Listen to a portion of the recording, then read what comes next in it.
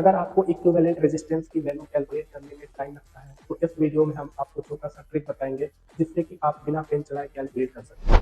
Series combination में दो या दो से ज्यादा रेजिस्टेंस के थ्रू करंट की वैल्यू सेम होती है।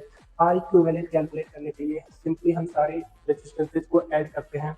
इस केस में आर इक्विवेलेंट की वैल्यू मैक्सिमम रेजिस्टेंस से ज्यादा आता है। मीन्स अगर आप 2 ओम 3 ओम और 5 ओम के रेजिस्टेंस को ऐड करेंगे तो आपकी इक्विवेलेंट की वैल्यू 5 ओम से ग्रेटर आएगा। पैरेलल कॉम्बिनेशन में दो या दो से ज्यादा रेजिस्टेंस के अक्रॉस पोटेंशियल डिफरेंस की वैल्यू सेम होती है।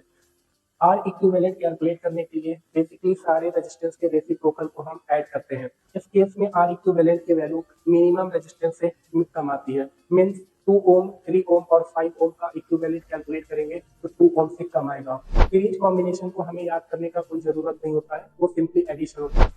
दो रेजिस्टेंस के पैरेलल कॉम्बिनेशन वाले इक्विवेलेंट की वैल्यू हम उसी फॉर्मूले में पुट करके इस तरीके से लिख सकते हैं। आपको याद रखना है कि इसका इक्विवेलेंट रेजिस्टेंस की वैल्यू दोनों रेजिस्टेंस को हम न्यूमरेटर में मल्टीप्लाई करेंगे और डिनोमिनेटर में ऐड करेंगे तो आर इक्विवेलेंट की वैल्यू आ जाएगी। किसी सर्किट का स्पेशल केस लेते हैं, अगर हम दोनों रेजिस्टेंस अगर बराबर है तो इसका इक्विवेलेंट की वैल्यू उसी रेजिस्टेंस का हाफ होगा, R/2।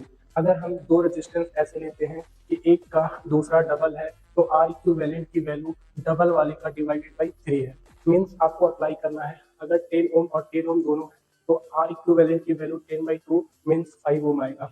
अगर आपको एक सर्किट में अप्लाई करना है जहाँ पे 5 ओम और 10 ओम है तो आर इक्विवेलेंट की वैल्यू 10/3 आएगा, मीन्स डबल वाले का डिवाइडेड बाई 3। इस मेथड को आप अप्लाई करके बड़े बड़े सर्किट को आसानी से इक्विवेलेंट वैल्यू कैलकुलेट कर सकते हैं।